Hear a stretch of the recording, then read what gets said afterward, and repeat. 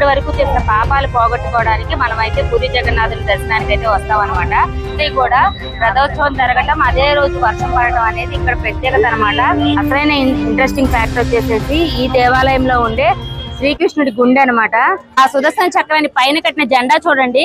ఆ జెండా అనేది ప్రతి రోజు కూడా సాయంత్రం 4:30-5:30 టైంలో ఆ జెండాను అనేది ప్రతిరోజు మారుస్తారు. అలా కాకుండా జెండాని ఒక్కరోజు కూడా మార్చకపోతే గనక కొన్ని సంవత్సరాలు దేవాలయాన్ని అయితే గనక మూసివేయాలని ఇక్కడ చరిత్ర అయితే చెప్తుంది అనమాట. జగన్నాథ స్వామి వారి లోపల ఉన్నటువంటిది ఎటువంటి ఆర్ట్ అనేది మాత్రం కాదంట.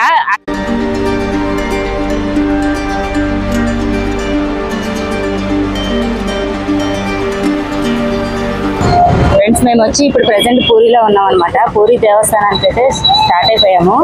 ఈ రోజు ఎర్లీ మార్నింగ్ వచ్చేసి 3కి అయితే కనుక మేము పూరి అయితే చేరుకున్నాము. రూమ్ లో కనుక ఫ్రెష్ అయ్యి ఇప్పుడు టెంపుల్ కి అయితే వెళ్తున్నాము. ఇప్పుడు టెంపుల్ టైం వచ్చేసేసి మాకు 7:30 అయిందనమాట. టెంపుల్ కి నియరెస్ట్ ఒక 1/2 కిలోమీటర్ వరకు కార్ అనేది ఎలో లేదు కాబట్టి కార్ అయితే పార్క్ చేసుకొని మేమైతే నడుచుకుంటానే వెళ్తున్నాం అనమాట. ఇప్పుడు టెంపుల్ అనేది ఉంది, 1/2 కిలోమీటర్ దూరంలో అయితే ఉంది. చూడండి, లేనంత వరకు అయితే కనుక విజువల్స్ కవర్ చేయడానికి ట్రై చేస్తాను అనమాట. ఈ టెంపుల్ యొక్క హిస్టరీ అలాగే దీనిలో ఉండే మిరాకిల్స్ అంటే వండర్స్ అయితే కనుక నేను మీకు ఎక్స్ప్లెయిన్ చేస్తాను ఆఫ్టర్ దర్శనం అనమాట. మనం దేవస్థానంలోకి అయితే వెళ్ళిపోదాము రండి. ఇక్కడ మన దేవస్థానానికి వెళ్ళే దారిలో మొత్తం కూడా ఇలా షాప్స్ ఉన్నాయండి.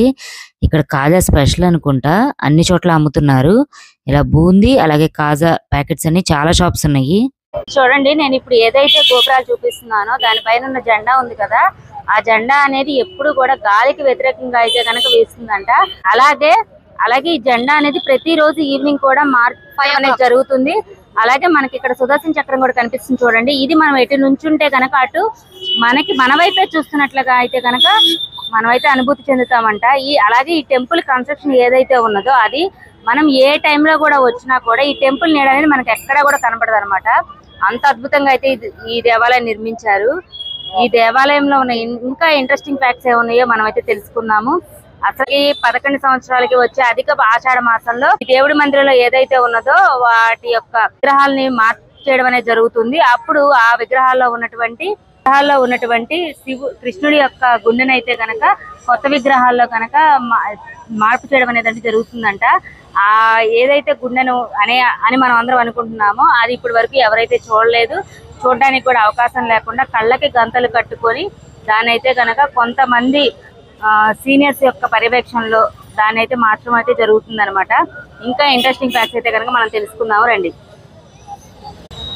మేము పూరికి వచ్చిన మొదటి రోజు దర్శనం కోసం అయితే వెళ్ళామండి. మార్నింగ్ 7:30కి అయితే బయలుదేరామన్నమాట. మేము ఇస్కాన్ డివోటీ ద్వారా అయితే కనుక లోపల దర్శనానికి వెళ్ళాము. ఎందుకంటే ఒరియా భాష అనేది మాలో ఏ ఒక్కరికి రాదనమాట. అందుకనే డివోటీ ద్వారా అయితే లోపలికి వెళ్ళాము. ఆయన మాకు దర్శనం చేయించి దేవస్థానం లోపల ఉన్నటువంటి లక్ష్మీదేవి దేవాలయం కానీ, స్వామివారి ఉద్యానవనము, అలాగే యాగశాల, స్వామివారి వంటకి అంటే నైవేద్యం చేయడానికి ఉపయోగించే కిచెన్ కానీ, స్వామివారి వంటకు వినియోగించే వాటర్ యమునా కుండల్ని కానీ మొత్తం అన్ని కనుక మాకు వివరించి చూపించారనమాట. ముందు నేను ఈ వీడియోలో అంటే మన యూట్యూబ్ వీడియోస్ కానీ ఆన్లైన్ వీడియోస్లో ఇన్ఫర్మేషన్లో గ్యాదర్ చేసిన ఇన్ఫర్మేషన్ అనుసరించి నేను ఆయన అయితే అడగడం జరిగింది. వారి నుంచి కొంచెం వాల్యుబుల్ ఇన్ఫర్మేషన్ అయితే కనుక నేను సేకరించాను. దాన్ని అయితే ఈ వీడియోలో మీకు షేర్ చేద్దాం అనుకుంటున్నాను. దాంట్లో వాస్తవం ఎంత ఉంది, అవాస్తవం ఎంత ఉంది అనేది మాత్రం నాకైతే తెలియదండి. అంతా జగన్నాథునికే తెలియాలన్నమాట. ఆయన నుంచి తెలుసుకున్న విషయాలను అయితే నేను ఈరోజు షేర్ చేస్తున్నాను అనమాట.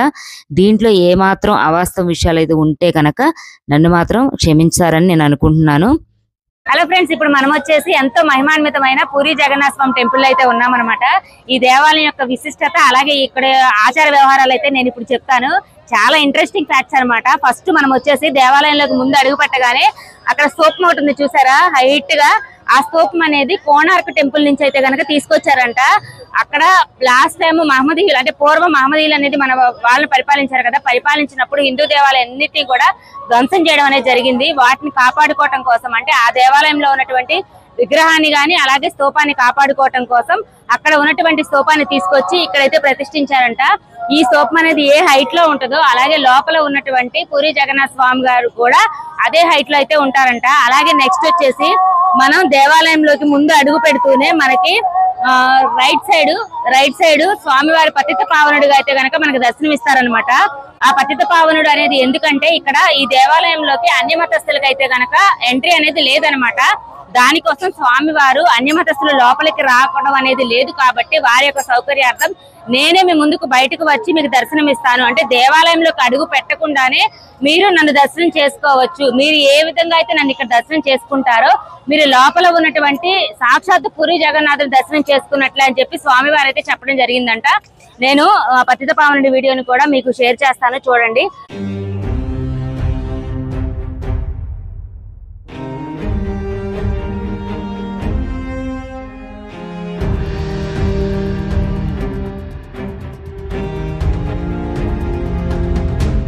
అలాగే మూడవ అద్భుతం ఏంటంటే ఇక్కడ మొత్తం 22 అయితే కనుక మెట్లు అయితే ఉన్నాయన్నమాట. అవి మన భగవద్గీతలోని 18 అధ్యాయాలు అలాగే వేదాలని మనం చెప్పబడుతుంది అనమాట. వాటిలో వచ్చేసి మూడవ మెట్టు ఏదైతే ఉన్నదో దాని మీద యమధర్మరాజు అయితే ఉంటాడంట. దాన్ని స్వామివారు అయితే గనక ఆయనకి వరం ఇచ్చారని మాత్రం ఇక్కడ అందరూ చెప్తున్నారు. ఎందుకంటే ఆ మెట్టు ఏదైతే ఉన్నదో దాని మీద కనుక ఎక్కి మనం దాటినట్టయితే గనక మనం ఇప్పటి వరకు చేసిన పాపాలన్నీ కూడా హరించుకుపోతాయని స్వామివారు అయితే చెప్పారనమాట. అలాగే మనం ఏ విధంగా అయితే ఆ మెట్టు తొక్కి లోపలికి వెళతామో స్వామివారి దర్శనం చేసుకుని బయటికి వచ్చేటప్పుడు ఆ మెట్టుని మాత్రం టచ్ మాత్రం చేయకూడదు. ఎందుకంటే ఆ మెట్టు కనుక మళ్ళీ టచ్ చేసినట్టయితే ఏ విధంగా అయితే మనం పాపాలను పోగొట్టుకున్నామో అదే విధంగా మళ్ళీ తిరిగి తెచ్చుకుంటామని మాత్రం చెప్తున్నారు ఇక్కడ.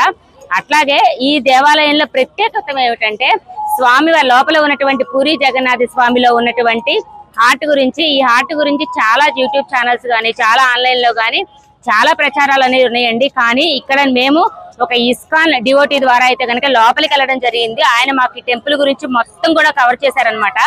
అక్కడ లోపల పూరి జగన్నాథ స్వామి వారి లోపల ఉన్నటువంటిది ఎటువంటి హార్ట్ అనేది మాత్రం కాదంట.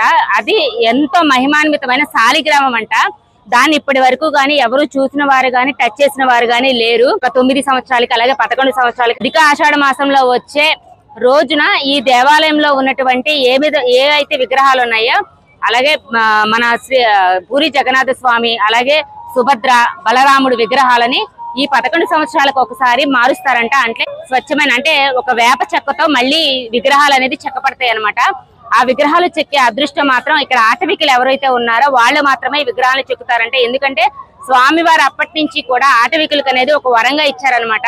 వారి చేతే చెక్కబడి ఆ విగ్రహాలు పాత విగ్రహాలు ఏదైతే పిండి పదార్థం అని వీళ్ళందరూ చెప్పుకుంటున్నారో అలాగే శాలిగ్రామం అనేది ఒక నలుగురు కళ్ళకి గంతలు కట్టుకొని చేతులకి గ్లౌజులు ధరించి అసలు దాని మనం ఏదైతే టచ్ చేస్తున్నామో దాని యొక్క స్పర్శ కూడా తెలియకుండా ఆ శాలిగ్రామాన్ని తీసి కొత్త శాలిగ్రామంలోకి అయితే కనుక దాన్ని షిఫ్ట్ చేస్తారంట. షిఫ్ట్ చేసి ఆ కొత్త విగ్రహాలను అయితే కనుక ప్రతిష్ఠిస్తారనమాట. ఆ ప్రతిష్ఠించిన ఏ విగ్రహాలు అయితే ఉన్నాయో అవి పూజలు అందుకుంటాయి అనమాట. అలాగే పాత విగ్రహాలని స్వామివారి దేవాలయం బ్యాక్ సైడ్ ఉన్నదనమాట. ఆ ప్లేస్ లో కనుక వాటిని అయితే కనుక సమాధి చేసి నిత్యం పూజలు అయితే చేస్తారనమాట. ఎన్నో అద్భుతాలు ఉన్నాయి. ఈ దేవాలయం మాత్రం మహిమాన్వితమండి. నిజంగా ఒక్కసారైనా కానీ విజిట్ చేయాలన్నమాట. అలాగే స్వామివారికి దేవాలయం లోపలే తోట అంటే ఉద్యానవనం అయితే ఉందన్నమాట. అక్కడ అన్ని రకాల పూలు దొరుకుతాయి అనమాట.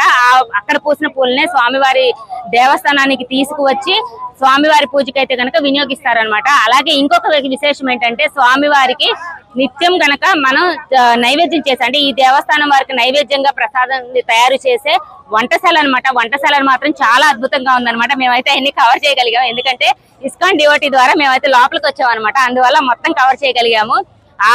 లాస్ట్ టైం అంటే నేను చాలా వీడియోస్ చూసాను అనమాట. ఈ దేవస్థానానికి వచ్చే ముందే చాలా వీడియోస్ అయితే నేను కవర్ చేశాను. ఈ దేవస్థానం గురించి తెలుసుకోవాలని అయితే కనుక చాలా యాంగ్జైటీగా ఫీల్ అయ్యాను అనమాట. అయితే ప్రీవియస్ మన పూర్వీకులు ఎవరైతే ఉన్నారో వాళ్ళు మాత్రమే ఈ దేవాలయంలో కుండ మీద కుండని పెట్టి వంట అయితే చేసేవాళ్ళు అనమాట. అలా చేసినప్పుడు పైన ఉన్న కుండ అనేది ఉడుకుతుందని అలాగే కింద కుండలన్నీ వరుసగా ఉడుకుతాయని కనుక నేను చాలా వీడియోస్ లో చూసాను. కానీ ఇక్కడ నాకు ఇస్కాన్ డివోటీ వాళ్ళు చెప్పిన విషయం ఏమిటంటే ఇప్పుడు ప్రెసెంట్ అయితే కనుక ఆ కుండ మీద కుండ పెట్టి చేయడం అనేది అయితే కనుక లేదనమాట. మామూలుగా స్వామివారి నైవేద్యానికి వాడే పాత్రలు అనేది మట్టి పాత్రలు మాత్రమే వాడతారు. అలాగే లోపల వచ్చేసి యమునా కుండలు అని చెప్పి ఒక బావి ఉందనమాట. ఆ బావిలోంచి వాటర్ అనేది ఆ మట్టి పాత్రతోనే తోడతారు. తోడి ఆ తీసుకొచ్చిన వాటర్ తోనే ఈ ప్రసాదం అనేది ప్రిపేర్ చేస్తారనమాట. ఇక్కడ వచ్చేసేసి మన ఇండియన్ వెజిటబుల్స్ ఏవైతే ఉన్నాయో అవి మాత్రమే ఈ దేవాలయంలో అయితే ప్రసాదానికి వినియోగిస్తారు. క్యాబేజీ గానీ క్యాలీఫ్లవర్ గానీ ఇటువంటి మాత్రము ఈ ప్రసాదానికి మాత్రం వినియోగించారు అనమాట. స్వచ్ఛమైన గుమ్మడికాయ అట్లాగే మన ఇండియన్ వెజిటబుల్స్ ఏదైతే ఉన్నాయో అవి మాత్రమే ఈ దేవాలయంలో ప్రసాదానికి వినియోగిస్తారనమాట. ప్రసాదం కూడా టేస్ట్ అనేది చాలా బాగుంటది అనమాట. అంటే స్వామివారికి నైవేద్యం పెట్టిన ప్రసాదాన్ని భక్తులకు ప్రసాదంగా అయితే ఇస్తారు. అవి మనకి కప్స్ లెక్కన మనకైతే బయటకు అమ్ముతారు అనమాట. మన హిందూ అంటే మన తెలుగు రాష్ట్రాలు ఎవరైతే ఉన్నారో వాళ్ళు ఇక్కడ ఫుడ్ అయితే కనుక అంతగా ఇష్టపడరు. ఎందుకంటే మనం ఉప్పు కారాలు అనేది కొంచెం ఎక్కువ తింటాము, వీళ్ళంటే చాలా తక్కువ తింటారు అనమాట. ఇప్పుడు మనం చాలా వీడియోస్ లో చేసాము స్వామివారి దేవస్థానానికి పైన ఉండే సుదర్శన చక్రం.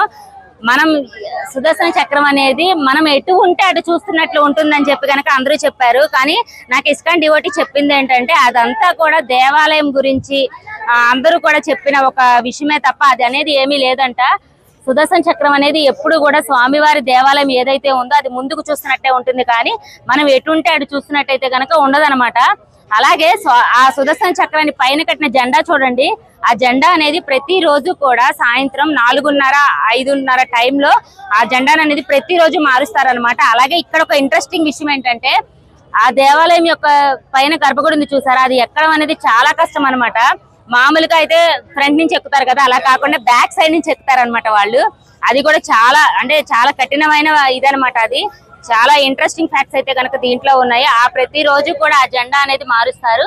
అలా కాకుండా జెండాని ఒక్కరోజు కూడా మార్చకపోతే కనుక కొన్ని సంవత్సరాల దేవాలయాన్ని అయితే కనుక మూసివేయాలని ఇక్కడ చరిత్ర అయితే చెప్తుందన్నమాట. కాబట్టి ప్రతి ఒక్కదాన్ని కూడా ఈ దేవాలయం ఆచార వ్యవహారాల ప్రకారం ఇక్కడైతే అనుసరిస్తున్నారు.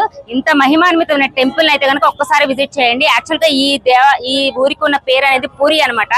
ఈ పూరి అనే పేరు ఎందుకు వచ్చిందంటే పూరి అంటే పూర్తి అని అర్థం అనమాట. అంటే మన యాత్ర అనేది ఇక్కడతో పూర్తి అయినది.